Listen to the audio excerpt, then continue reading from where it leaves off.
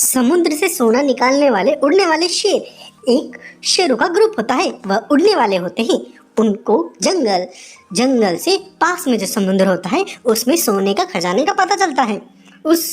ये पता लगने के बाद वह सारे शेर जब भी जाते हैं उस समुद्र से बहुत सारा सोना लेके आते हैं। वह अपने जंगल के सभी जानवरों से बहुत प्यार करते हैं, तो वह सोना अपने जानवरों में भी वो बांट देते हैं।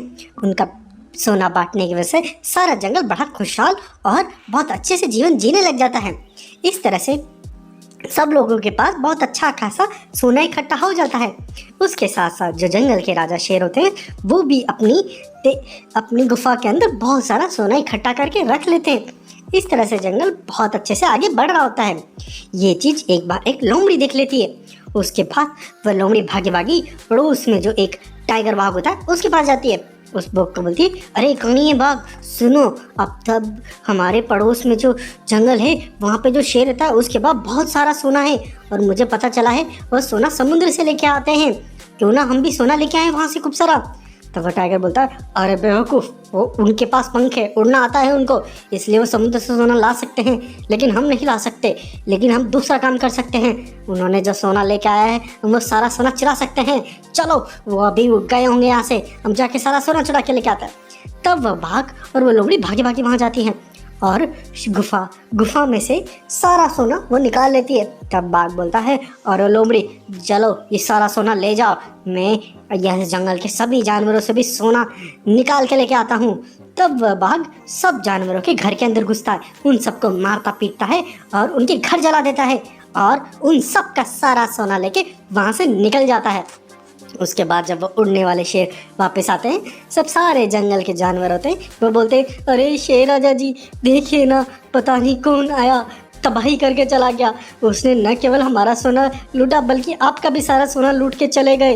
तब सारे शेर इस चीज़ को सीख के बहुत चिंतित है। वो बोलते, कौन था वो? उसमें से एक बोलता, अरे वो कोई नहीं, पड़ोस में जो कानिया बाघ है ना, वही था। तब वह शेर सोचते हैं, अरे उसको हम बाद में देखेंगे, पहले कुछ और तरकीब निकालते हैं। वो बोलते हैं, तुम सब चिंता मत करो, हम कुछ ना कुछ खोज लेंगे। उसके बाद वह तीनों शेर उड़ने वाले अपने वापस साइड में आ जाते हैं। वापस में बात कर रहे होते हैं, वापस में बोलते हैं, अरे हम अपने जंगल के जानवरों को पूरी सच्चाई नहीं बता सकते कि समुद्र से अब सोना निकालना बंद हो गया है, और इस कहानी बाघ को तो देखेंगे हम, बाद में देखेंगे, लेकिन अभी कुछ और रास्ता निकालना पड़ेगा। तब वैसे बातें करते करते जा रहे होते हैं, बहुत परेशान हो जाते हैं। तभी उनको रास्ते में एक साधु जी मिलते हैं। वो साधु मिलते हैं तो वो साधु बोलता है, अरे तुम बहुत परेशान लग रहे हो। तो वह बाघ उनको सारी बात बताता है। तो वह शेर उनको सारी बात बताते हैं। तब वह बोलते हैं, अरे तुम कोई चिंता मत करो, तुम एक काम करो, एक जगह जाओ, उस आगे जाओगे तब तुम्हें कोई एक मरा हुआ जानवर मिलेगा, जो मरा हुआ भी होगा और जिंदा भी होगा, और उससे तुम आगे जाओगे तो तुम्हें एक गुफा मिलेगी। उस गुफा के अंदर बहुत सारा सोना है, उससे तुम बहुत मालामाल हो जाओगे। उनकी ये बात सुन के वह शेर आगे जा रहे होते हैं। जैसे वह आगे जाते हैं तो उन्हें एक शेर लटका हुआ मिलता है। वह शेर इस तरह से लटका होता है कि वह लगता है कि वो तो मर ही गया। तो वो तीनों आपस में बात करते हैं, बोलते हैं, अरे ये शेर तो सच में ही मर गया है, लेकिन ये तो हिल भी नहीं रहा। लेकिन उन्होंने बोला था कि मरा हुआ जानवर होगा और वो जिंदा भी होगा, लेकिन ये तो जिंदा नहीं है। तभी एक शेर बोलता है, अरे देखो देखो, उसकी परछाई हल्का हल्का हिल रही है, मतलब वो मरा हुआ है लेकिन जिंदा भी है, इसका मतलब इसके आगे ही जाना है हमें। तब वह आगे देखते हैं कि आगे तो कोई रास्ता ही नहीं होता, झाड़ियाँ होती है। तब एक शेर बोलता है, कोई नहीं, इस झाड़ियों के अंदर ही घुसते हैं। तब वह तीनों शेर झाड़ियों के अंदर घुस के आगे निकलते जाते हैं। जैसे वे झाड़ियों को पार करते हैं तभी सामने एक गुफा होती है। जैसे वो उस गुफा के अंदर एंटर करते हैं तभी उस गुफा के अंदर एक शेरनी बहुत ही बुरी हालत में होती है, वह एकदम बूढ़ी होती है। तब जो शेर का राजा होता है वो बोलता है, अरे बूढ़ी रानी शेरनी, आपको क्या हुआ, इतना परेशान क्यों हो? तब वह शेरनी बोलती है, अरे मैं क्या बताऊँ, मैं बहुत ही बूढ़ी हूँ और बहुत घायल भी हूँ, बहुत दिनों से मैंने कुछ खाया भी नहीं है, बेटा मुझे कुछ खाने के लिए दोगे? तब वह शेर राजा अपने सैनिकों को बोलता है, जाओ बहुत जल्दी जाके खूब सारा पानी और खूब सारा खाना लेके आओ और थोड़ी सी मरहम पट्टी भी लेके आओ, इनको हम दवा लगाएंगे और उन्हें खाना भी खिलाएंगे। तब वह दोनों शेर जाके दवा पट्टी, खाना, पानी सब लेके आते हैं। उस शेरनी को वो दवा लगाते और खाना खिलाते। उसके बाद खाना खाने के बाद तो वह शेरनी बोलती है, तुम्हारा बहुत धन्यवाद, तुम बहुत अच्छे हो, तुम्हारे में कोई लालच या कपट नहीं है, तुमने मुझे देख के मेरी मदद करने की कोशिश करी। ये एक परीक्षा थी जिसमें तुम पास हुए, इसमें हर कोई पास नहीं होता।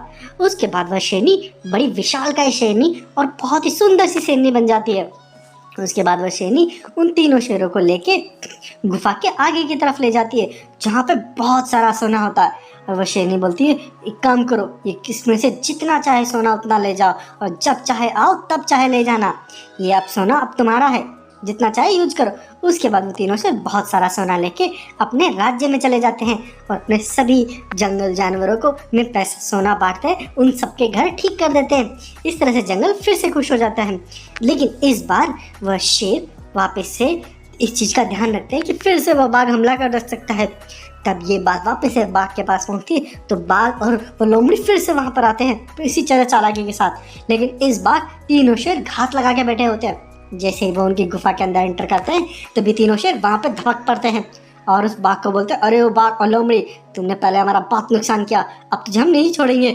उसके बाद वो तीनों मिलके उस बाघ को और उस लोमड़ी पर अटैक कर देते हैं। उसको वहीं पे उल्टा लटका के वहीं पे उसको मार देते हैं। इस तरह से वो अपना सोना बचा लेते हैं। इस तरह से इस कहानी का होता है हैप्पी एंडिंग। ताकतवर शेर ने लिया अपने जंगल का बदला। एक जंगल में एक कोहराम मचा होता है, चारों तरफ लाशों के ढेर लगे हो रहे होते हैं। उस जंगल के अंदर जो जानवर देखो वही मरा हुआ पड़ा होता है, और लोगों जो जानवर होते उनकी लाशों पे कौवे और गिद्ध मंडरा रहे होते हैं। पूरा जंगल खून में सना होता है। ऐसा कैसे हुआ, किसने किया? वहीं पे ही जब एक जो शेरनी होती है, जो जंगल की रानी होती है, वो अपने बच्चे को बोलती है, बेटा तू यहाँ से भाग जा, जितना जल्दी हो सकता है भाग जा। वो आज तुझे देख लेगा तो तुझे नहीं छोड़ेगा, जल्दी से चला जा। तब वह छोटा बच्चा अपनी माँ को बोलता है, माँ मैं आपका बदला जरूर लूँगा, हमारे जंगल का भी बदला जरूर लूँगा। अभी मैं जाता हूँ लेकिन मैं बदला जरूर लूँगा। ऐसा कह के वह शेर का बच्चा वहाँ से चला जाता है। लेकिन जंगल में ये कोहराम, ये अत्याचार किसने किया? इस जंगल में कुछ दिनों पहले की बात करते हैं, जब कुछ दिनों पहले एक बार एक बाघ का बच्चा एक चट्टान पर बैठा होता है। वहीं पे वह शेर का बच्चा वहाँ पे आता है, तो उस बाघ के बच्चे को बोलता है, अरे दोस्त तुम यहाँ क्यों बैठे हो, इस तरह से खुले में बैठे हो? तब बाघ का बच्चा बोलता है, अरे मैं क्या करूँ, मेरे पिताजी के पास बहुत बड़ी हवेली है, उसमें मुझे हमेशा अंदर रखते हैं, बाहर ही नहीं निकलने देते। मैं तुम्हारी तरह खुल के जंगल में आराम से घूमना चाहता हूँ, आराम से रहना चाहता हूँ, लेकिन क्या करूँ, मेरे पिताजी को पता नहीं क्या है, वो किले में ही रहना पसंद करते हैं, वो मुझे भी किले में रखना पसंद करते हैं। तब वह शेर बोलता है, अरे तुम्हारे पिताजी तुम्हारे लिए जो सोचते होंगे अच्छा ही सोचते होंगे ना, तुम उस किले में जाओ रहो, नहीं तो तुम्हारे पिताजी को बड़ा दुख होगा। फिर भी वह बाघ का बच्चा बोलता, अरे लेकिन तुम लोग इतना खुश क्यों, तुम्हारा जंगल बहुत खुशहाल है, इतना बढ़िया है। तब वह बाघ का बच्चा बोलता है, अरे हमारे जंगल में एक जादुई पेड़ है, वह सारी मनोकामनाएं पूरी करता है, उससे हम जितना भी सोना चांदी मांगते हैं वह दे देता है। इस वजह से हमारा जंगल बहुत खुशहाल है, कोई परेशानी नहीं है हमारे जंगल में, हमारा जंगल में सब आपस में मिलजुल के रहते हैं। इस तरह से वह बाघ को मना के वहाँ से भेज देता है। बाघ जब जाता है तो अपने पिताजी को बोलता है, अरे पिताजी ये क्या, आप इस तरह के किले में रहते हैं, मुझे तो जंगल में खुल के रहना है। देखो ना पड़ोस का जंगल बड़ा खुशहाल रहता है और वहाँ पे सब कितने आराम से रहते हैं। तब वह जो बाघ होता है, जिसका नाम होता है कालिया बाघ, उसको हमेशा से ही उस जंगल से हमेशा चिढ़ होती थी। वो सोचता था ये जंगल इतना खुशहाल क्यों रहता है, कुछ ना कुछ तो राज होगा। तब अपने बेटे को बोलता है, हाँ ये बात तो है बेटा, वो जंगल बहुत खुशहाल रहता है, वहाँ पे किसी तरह की कोई कमी नहीं है, लेकिन समझ में नहीं आता मुझे ऐसा क्यों है। तब बाघ का बच्चा बताता है सारी बात, बोलता, पिताजी मुझे पता है, मेरे दोस्त ने मुझे बताया, उस जंगल में एक पेड़ है जो बहुत ही अच्छा है, वह सबकी मनोकामना पूरी करता है, प्लस उसके पास बहुत सारे सोने सर्फिया भी निकलते रहते हैं उसमें से, जितना चाहे सोना निकालना चाहे उस पेड़ से निकाल सकते हो, ऐसा है वो पेड़। जब अपने बच्चे की ये बात जानता है तब काली के दिमाग में एक खुरापाती तरीका आता है। वो अपनी सेना इकट्ठी करता है और सेना से बात करता है। बहुत टाइम से उस जंगल पे मेरी नज़र थी, मैं सोचता था क्या राज है वहाँ का, अब मुझे पता चल गया।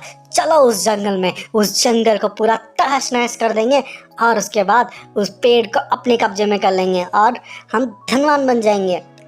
उसके बाद कालिया अपनी विशालकाय सेना लेके वहाँ जाता है और वह पूरा कहराम कर देता है।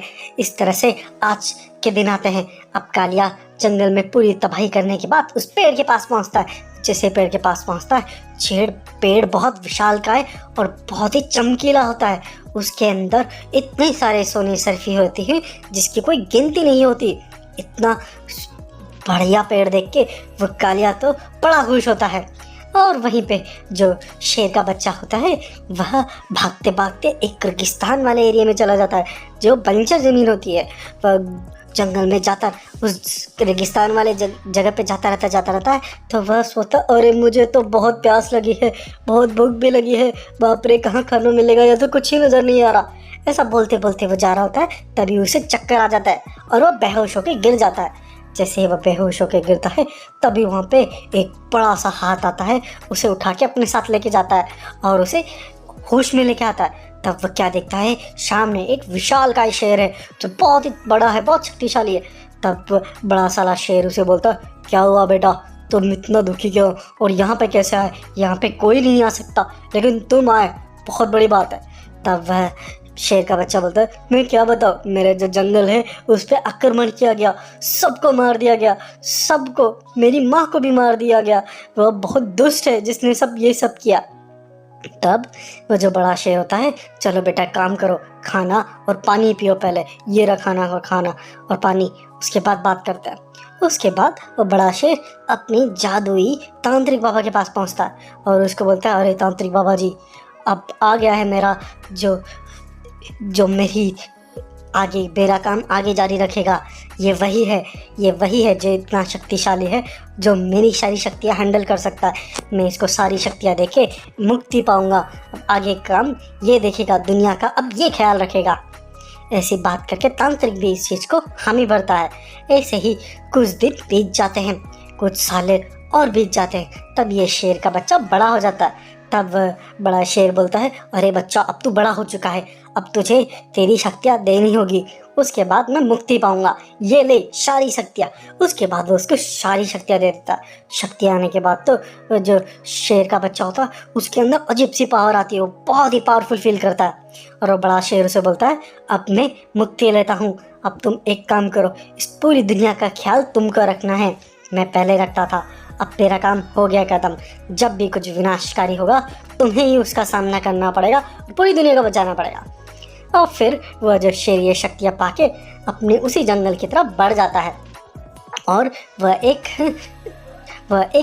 बड़े खूब सारा सामान लेके जाता है एक ट्रॉली के अंदर। वहाँ पे जाता है तो जो जंगल के किनारे पे पहुँचता है तो उसे एक जो पहरेदार है वो रोकता है, बोलता, भैया कहाँ जा रहा तू? तो वो बोलता, अरे तुम्हें समझ नहीं आ रहा कि मैं व्यापारी इतना सारा सामान लेके जा रहा हूँ व्यापार करने। तब पहरेदार बोलता है, अरे अभी तुम व्यापारी हो, तुम्हें रोका नहीं जाएगा, लेकिन अभी बहुत चेकिंग चल रही है, क्योंकि कल हमारे जो कालिया शेर है अपने बेटे को सिंहासन देने वाले हैं, वह हमारे नए राजा बनेंगे, इसलिए इस तरह की चेकिंग चल रही है। तब वह शेर मन ही मन मुस्कुराता है और उसे बोलता है, कल का दिन तुम्हारा राजा कालिया देख पाएगा, उसका क्या पता, पल में कुछ भी हो सकता है। वह ऐसा बोल के वह चला जाता है अंदर। जैसे ही वह अंदर जाता है तभी उसके सामने कालिया शेर और उसका साथी वहाँ पे आ रहा होता है। तभी उसको आता हुआ देख के ये शेर उसको बोलता, अरे ओ कालिया, तू रुक जा यहीं पे। कालिया टाइगर वहाँ रुकता तो बोलता, अरे किसी में हिम्मत नहीं आज तक जो मेरे रास्ता रोक सके, तू कौन है? तब वह शेर बोलता है, मैं कोई और नहीं, मैं तेरा काल हूँ, मैं वही हूँ जो पहले इस जंगल में रहता था, बरसों पहले। इस जंगल को तूने बर्बाद करके यहाँ पर राज किया था, अब मैं तेरे से इस जंगल को आज़ाद कराने आया हूँ। ऐसा ही बोल के वह शेर उस पर अटैक कर देता है और उसको वहीं पे ख़त्म कर देता है। उसको ये इसकी इतनी पावर देख के जो उसका सैनिक होता है वो कुछ ही नहीं कर पाता। तब शेर उस सैनिक को बोलता है, एक काम कर, तू जा यहाँ से, अपने राज होने वाले कुंवर शाह को बोल के आ कि मैं आ रहा हूँ, इसको तो मैंने मार दिया है। उसके बाद वो भागा भागा अपने अपने बाघ कुंवरसा के पास जाता है। जो बाघ का बच्चा होता है वो भी बड़ा हो चुका होता है। उसको जब ये सारी बात पता चलती है तो वो भी बहुत गुस्सा होता है, बोलता है मेरे पिताजी की मौत का बदला मैं लेके रहूँगा। वो जैसे ही अपनी पूरी सेना इकट्ठी करता है तभी वहाँ पर वह शेर भी आ जाता है और वह उसको बोलता है, अरे दोस्त मैं वही हूँ, तू मेरा दोस्त था पहले वाला, इसलिए मैं तेरे को छोड़ता हूँ, तू आराम से यहाँ से चला जा, नहीं तो तेरा भी सर्वनाश कर दूंगा तेरे पिताजी के जैसा। तब वह टाइगर बोलता है, क्या बात कर रहा है, तू अकेला हम सबका सामना करेगा, अभी हम तेरे को ख़त्म करते हैं। जैसे ही वह उस पर अटैक करने वाला था है तभी शेर अपने जैसे बहुत सारे शेर बना देता है। उसके इतने सारे शेर देख के बाघ का बच्चा तो डर जाता है। तब वो शेर बोलता है, मैं फिर से तुझे बोल रहा हूँ, तू मेरा दोस्त था इसलिए तेरे को छोड़ रहा हूँ, चला जाए यहाँ से। तेरे पिताजी ने गलत किया था, वो तुझे भी पता है, इस जंगल को पूरा सर्वनाश किया था, उसको उसके किए की सज़ा मिल गई, लेकिन तूने कोई अभी तक गलत काम नहीं किया, इसलिए मैं तेरे को छोड़ रहा हूँ, चला जाए यहाँ से। उसके बाद बाघ के बच्चे को सब समझ में आ जाता है तो वो वहाँ से चला जाता है। उसके बाद वह शेर अपने उस जंगल में जो कैद जानवर होते हैं उन सबको भी आज़ाद करता है और जंगल को बहुत प्यार से चलाने लग जाता है। इस तरह इस कहानी का अंत। सब्सक्राइब करिए। शेरों का दैत्यकारी गोरिल्ले से सामना।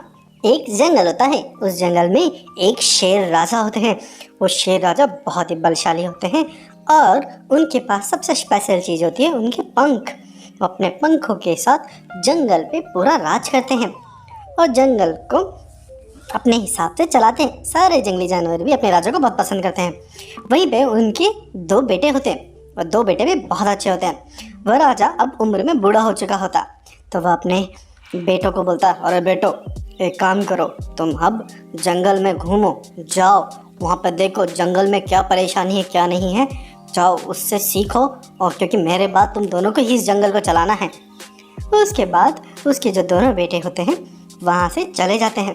फिर वही राजा सोचता है, अरे अब मैं बूढ़ा हो चुका हूँ, मेरे ये जो 2 पंख हैं ये मैं अपने दोनों बेटों में से किसी को दूंगा, जो सबसे काबिल होगा उसी को दूंगा, ताकि वो इस जंगल का रहन वहन कर सके, इस जंगल को अच्छे से चला सके। वहीं पे ही दोनों भाई जंगल में प्रजा को देखने चले जाते हैं। जहाँ उन्हें जो भी मुसीबत में नज़र आता है वो दोनों मिलके उसकी मुसीबत को सॉल्व करते हैं। वहीं एक बार वो आगे जाते हैं तब वह क्या देखते हैं कि एक दुष्ट बाघ कुछ जानवरों को कैद में रख रखा होता है। वह उन जानवरों को बेचता है। वहीं पे सौदे के लिए जब उसके पास एक शिकारी आता है, वो बोलता है, अरे ये जो घोड़ा है वह मुझे कितने में दोगे? तो बाघ बोलता है, अरे ये घोड़ा तो मैं तुम्हें 5 असरफियों में दूंगा, लेना है तो लो नहीं तो निकलो। तो वह उसे 5 असरफियों में उसे बेच देता है। जब ये चीज़ दोनों शेर देखते हैं तो उनको बहुत बुरा लगता है। वह उस बाघ के पास जाते हैं और बोलते हैं, अरे वो बाघ, ये क्या तुम इतने सारे जानवरों का सौदा कर रहे हो?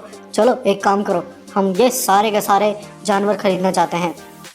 तो वो बाघ बोलता है, हाँ क्या बात कर रहे हो, आज तक मेरे साथ तो ये कभी हुआ नहीं, किसी ने इतने सारे जानवर एक साथ खरीद लियो। तुम सब इतने सारे जानवरों को एक साथ खरीदना चाहते हो?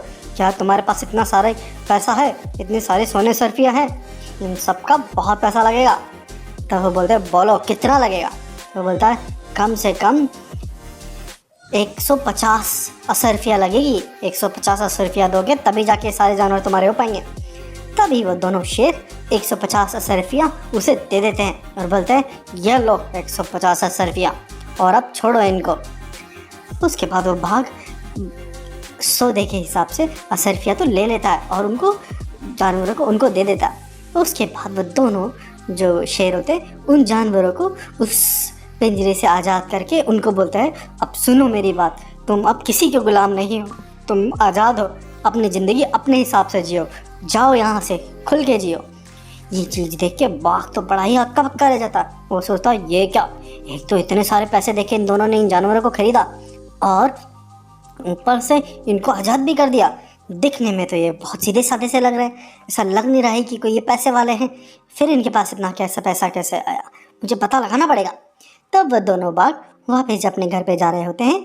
तब वह बाघ उनके जाने से पहले अपने एक बाघ जो दूसरा नीले कलर का बाघ होता है उसके पास जाता है, उसको 10 असरफिया देता है और उसको बोलता है, सुनो ये जो दोनों शेर हैं इसका पीछा करो, पता करो इनके पास इतने सारा पैसा कैसे है, जाओ जाओ। तब वह नीला बाघ उन दोनों के पीछे पीछे चला जाता है। वो दोनों जो शेर होते हैं जब अपने पिताजी के पास पहुंचते हैं तो पिताजी को सारी बात बताते हैं। फिर लास्ट में जब वो उस बाघ की बात बताते हैं तब उनके पिताजी बोलते हैं, अरे बेटो तुम दोनों ने मिलकर बहुत अच्छा काम किया, मैं तुम दोनों बेटों से बहुत खुश हूँ। तुम दोनों ने इस जंगल को बचाने की इक्वली काबिलियत है, इसलिए मैं तुम दोनों को दोनों पंख दूंगा।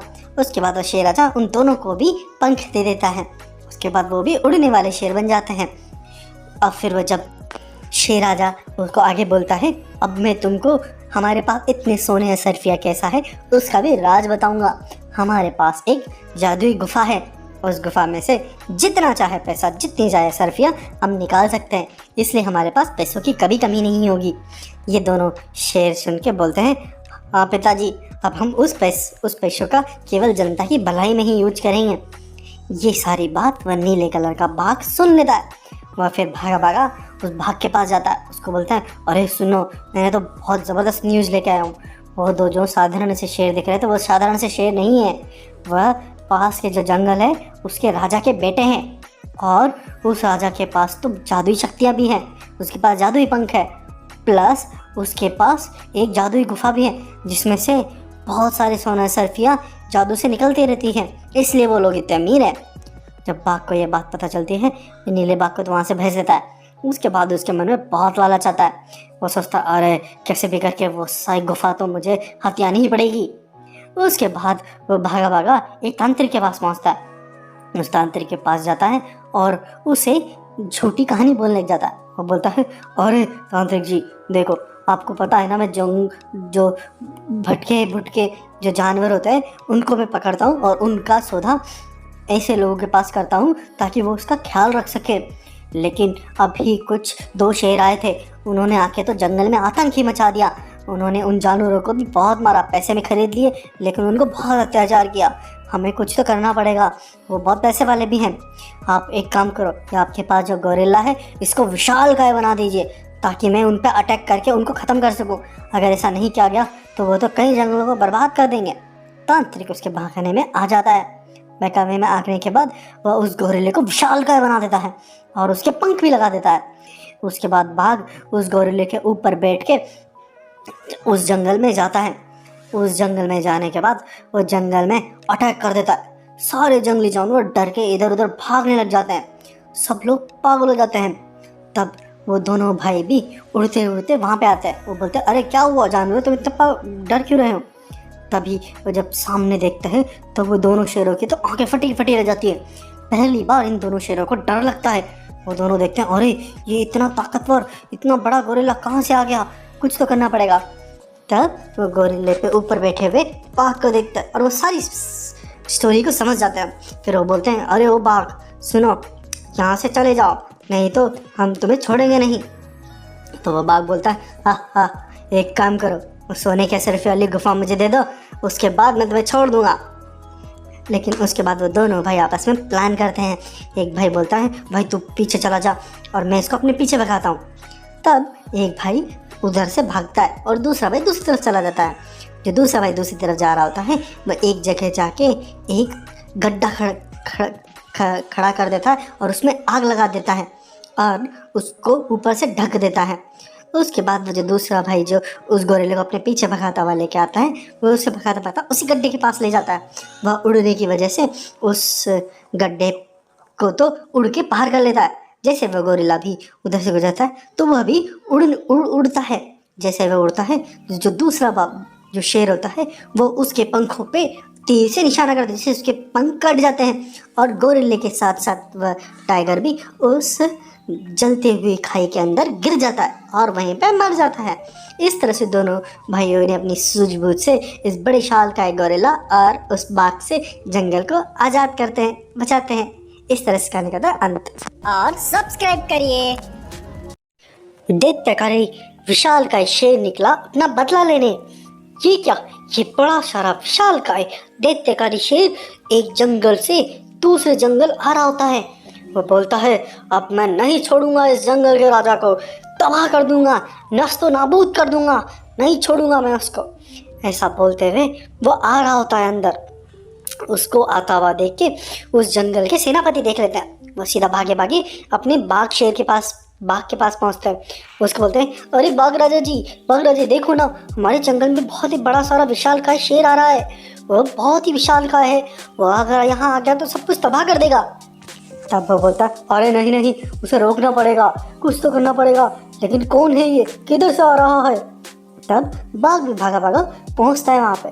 उसको देख के वह समझ जाता है वह कौन है। अरे ये तो कोई और नहीं, ये तो वो है। ये वो कौन है? ये आइए चलते हैं 4 दिन पहले की कहानी पे। 4 दिन पहले क्या होता है कि एक जो शेर होता है उसका एक बच्चा होता है। वह बहुत प्यारा सा सुंदर सा होता है। अपने बच्चे के साथ वह बड़े ही खुशहाल तरह से रह रहा होता है। वह अपने बच्चे को बोलता है, अरे बेटा, तेरे साथ रह के मुझे तो बहुत अच्छा लगता है। तेरी माँ के गुजरने के बाद तू ही मेरी ज़िंदगी का सहारा है। इस तरह से अपने बच्चे के साथ बड़े प्यार से रहता है। इस चीज़ का वह बाघ देखता है। वह बोलता है, अरे कैसे ना कैसे करके इस बच्चे को मुझे उठाना होगा यहाँ से। उसके बाद वह एक दैत्यकारी गुफा में पहुँचता है। उस गुफा में एक राक्षस को बोलता है, अरे राक्षस सुनो, तुमको मैं बहुत सारे सोने दूंगा, लेकिन तुम्हें मेरा एक काम करना पड़ेगा। वो जो शेर का जो बच्चा है उसको तुमको उठा के मेरे पास लेके आना है। तब वह राक्षस बोलता, हाँ क्यों नहीं, हो जाएगा, लेकिन याद रहे मुझे बहुत सारा सोना चाहिए। तो बाघ बोलता है, हाँ मिलेगा तुमको। तब वह उस शेर के पर निगरानी लगना शुरू कर देता है। वह देख सोचता है, जब ये बच्चा अकेला होगा तब मैं उसको उठा के लेके आ जाऊंगा। तभी वह जो शेर होता है अपने बच्चे से दूसरी जगह पे जाने की बात करता है। बोलता है, बेटा चलो हम दूसरी जगह जाके आते हैं। तभी वहाँ पे एक भालू आ जाता है। और भालू बोलता है, अरे शेर राजा जी, आप मेरी थोड़ी मदद कर दोगे? मेरे घर पे एक सामान उठ नहीं पा रहा है, क्या आप आएंगे उसे उठाने के लिए? तब वह शेर बोलता है, हाँ क्यों नहीं, मेरा जंगल के जानवरों के साथ मदद करने का मेरा बहुत मन करता है, चलो तुम्हारे घर चलते हैं। वो बोलता है, अरे बेटा तुम यहीं पर रुको, हम आते हैं इस भालू की मदद करके। तब वह शेर उस भालू की मदद करने के लिए वहाँ से निकल जाता है। वह जो राक्षस होता है वो बोलता है, अरे वाह, इसी मौके का तो मैं इतने टाइम से इंतजार कर रहा था। जैसे ही शेर वहाँ से चला जाता है वह राक्षस भागा भागा उस बच्चे के पास पहुँचता है। बच्चे को वो बोलता है, अरे बच्चे, अब तुझे मेरे साथ चलना पड़ेगा। तो बच्चा बोलता है, नहीं मुझे छोड़ दो, मुझे मेरे पिताजी आएंगे तो आपको मार के सीधा कर देंगे। तब जादूगर और दैत्यकारी जो राक्षस होता है वो उसे बेहोश कर देता है और अपने साथ लेके बाघ के पास पहुंच जाता है। और बाघ को बोलता है, लो ये लेके आ गया मैं बच्चा, अब मुझे दो पूरा मेरा सोना। तब बाघ उसे बहुत सारा सोना देके विदा कर देता है। ये सारी चीज़ वहाँ पे एक गाय सुन लेती है। ये गाय देखती है, अरे हमारे शेर राजा जी के बच्चे को इस बाघ ने उठा लिया। तब वह भागी भागी शेर राजा के पास पहुँचती है। शेर राजा को बोलती है, अरे शेर राजा जी सुनिए, देखो आपके बच्चे का सौदा हो गया है, आपके बच्चे को अगवा कर लिया गया है। शेर बोलता है, ये क्या, किसने किया मेरे बच्चे को अगवा, मैं उसे नहीं छोड़ूंगा। तब वह बोलती है, अरे आपके बच्चे को किसी और ने नहीं, वो जो हमारे पड़ोस में जो जंगल का जो बाघ है ना उसने किया है, लेकिन वो बहुत शक्तिशाली है, उसकी बहुत विशाल काय सेना है, आप अकेले उसका क्या करेंगे? तब वह शेर बोलता है, हाँ मैं क्या करूँ, उसकी तो बहुत बड़ी सेना है, मेरे बच्चे के साथ पता नहीं क्या करेगा, लेकिन मैं उसे नहीं छोड़ूंगा, मैं अपने बच्चे को लेके आऊँगा चाहे से कुछ भी हो जाए। ऐसा सोच के वह शेर निकल पड़ता है। वह बहुत ही व्याकुल होता है। तभी वह उसे याद आता है कि कुछ दिनों पहले इसे एक साधु आदमी मिला था जिसकी उसने बहुत सेवा करी थी।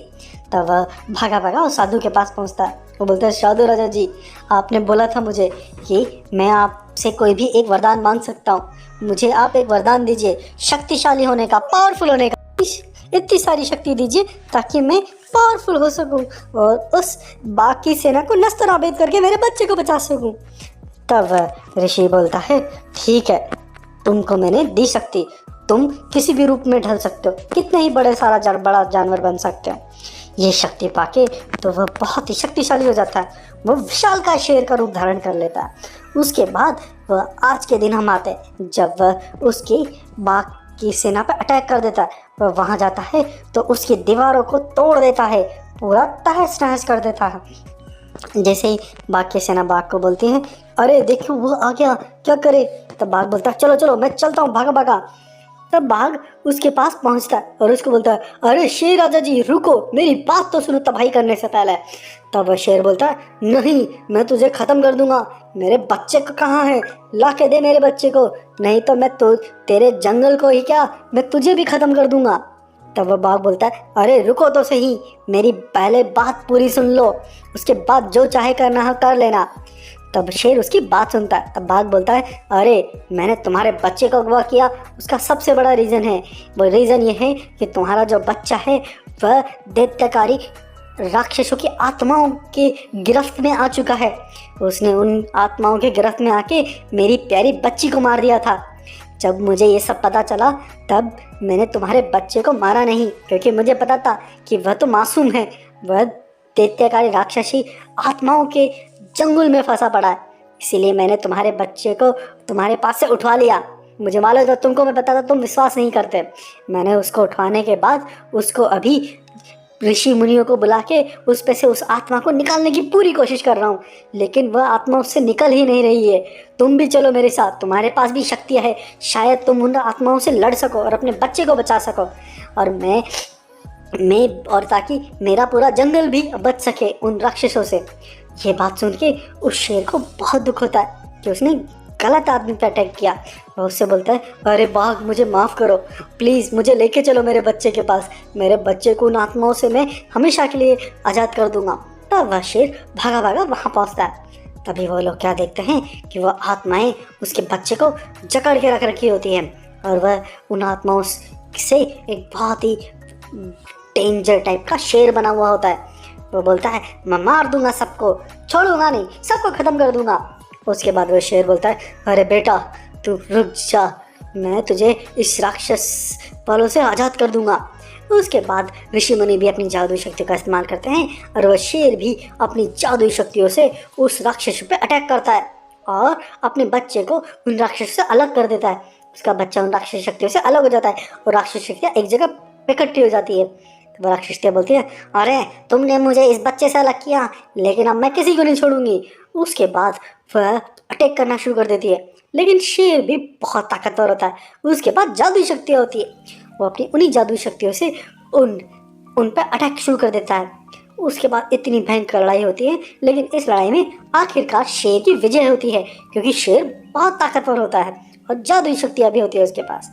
और उसके बाद उसको ख़त्म करने के बाद अपने बच्चे को बड़ा प्यार करता है, और जो बाघ होता है उसका बहुत धन्यवाद बोलता है। उसको बोलता है, बाघ तुमने मेरे बच्चे को इस राक्षसी शक्तियों से बचाने की कोशिश करी, और तुम्हारी वजह से ही आज मेरा बच्चा इन राक्षसी शक्तियों से आज़ाद हुआ, तुम्हारा बहुत बहुत धन्यवाद। तो वो बाघ बोलता है, कोई नहीं, तुम्हारे बच्चे की गलती नहीं थी, ज़रूरी था तुम्हारे बच्चे को भी इससे छुटाना और जंगल को भी बचाना।